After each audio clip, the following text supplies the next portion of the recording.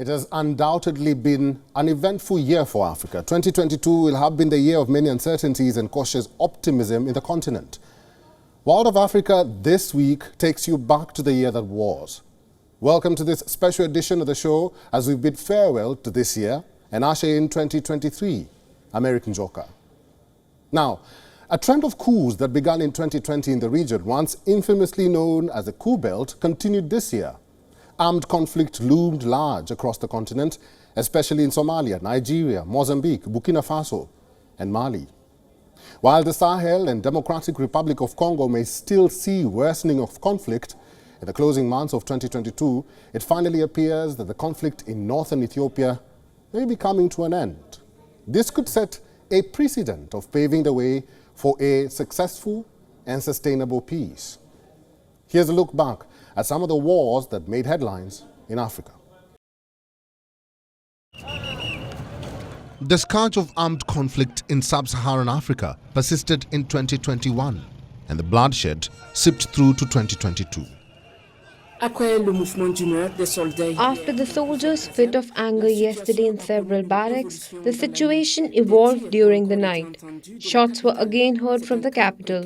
It is a precarious calm that reigns this morning. Burkina Faso's two coups, the first in January and another in September, brought Russia's involvement in the West African country under scrutiny. Within hours of the second coup, the head of Russia's shadowy mercenary outfit, the Wagner Group, was among the first to congratulate the new military leader, Captain Traoré Ibrahim, from ousted Sandaogo Damiba. We have been suffering for 6 years thanks to Colonel Damiba. With his team, with his strong army, we are safe from today. We thank God. Lieutenant Colonel. First, the Lieutenant Colonel Paul Henry Sandaogo Damiba is dismissed as President of the MPSR. Second, the Captain Traoré Ibrahim is important President of the MPSR as of today. Wagner Group mercenaries have already established footholds for Russia in at least half a dozen African countries. These include the Central African Republic, Sudan and Mali, which is battling an armed uprising similar to the one in Burkina Faso that has killed thousands and displaced some 2 million people. The West African Regional Bloc ECOWAS suspended Burkina Faso in the aftermath of a military coup, making it the third member nation to be punished for a military takeover in only 18 months. The first decision that they took was to still decide to maintain the suspension of Burkina Faso from all ECOWAS institutions, to reaffirm the condemnation of this coup d'etat, and they also requested the immediate release of President Roch-Marc Christian Kabore. Up north, protests rocked Tunis, and the problem was their head of state and ruler, Kais Saied. People wanted a return of the Arab Revolution to kick Saied out by all means. Tunisia held a parliamentary election amid a boycott of the vote by major parties, including the country's powerful Tunisian General Labour Union. Just 11% of eligible voters turned out. A new constitution drafted by Saied and passed in a July referendum was also widely boycotted.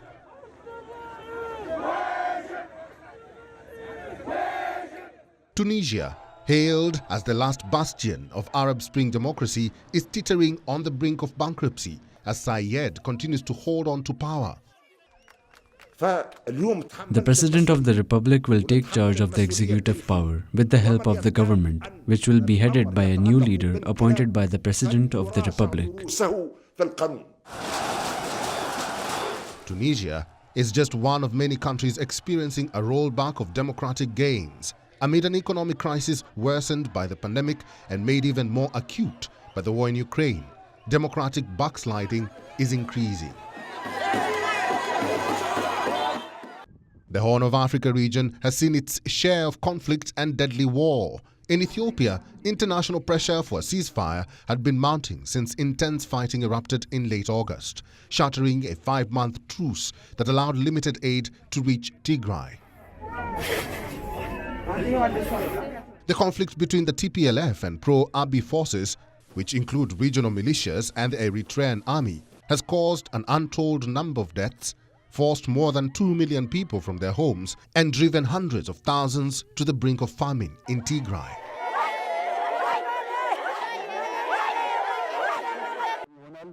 Ethiopia's government and Tigrayan rebels agreed to facilitate immediate humanitarian access to all in need in war-ravaged Tigray and neighboring regions.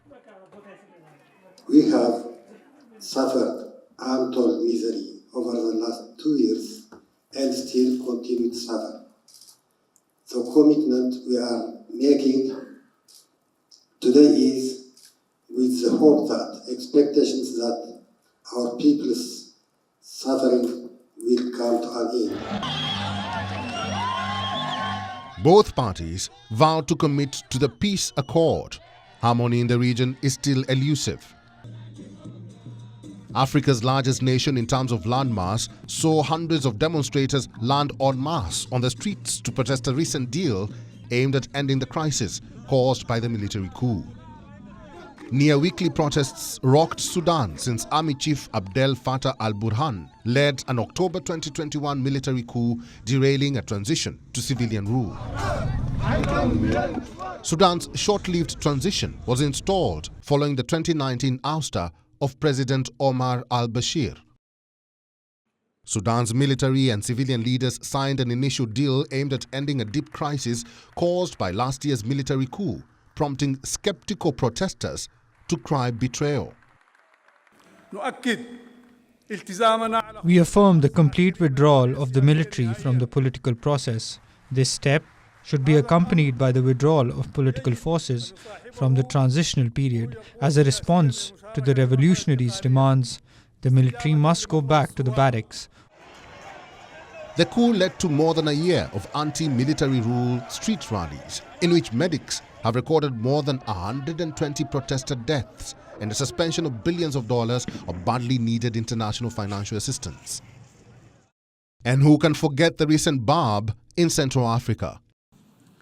This has exposed neighboring states, notably Rwanda, to cross-border attacks that are entirely preventable. There is an urgent need to find the political will to finally address the root causes of instability in Eastern DRC. The blame game does not solve the problems. Good neighborliness is not always the message that others pick up, so we must choose deterrence, which is to have a strong army. Why not have an army of 500,000 or even 1 million Congolese? As tensions between Rwanda and the Democratic Republic of Congo persist, civilians have been displaced, injured, and even killed.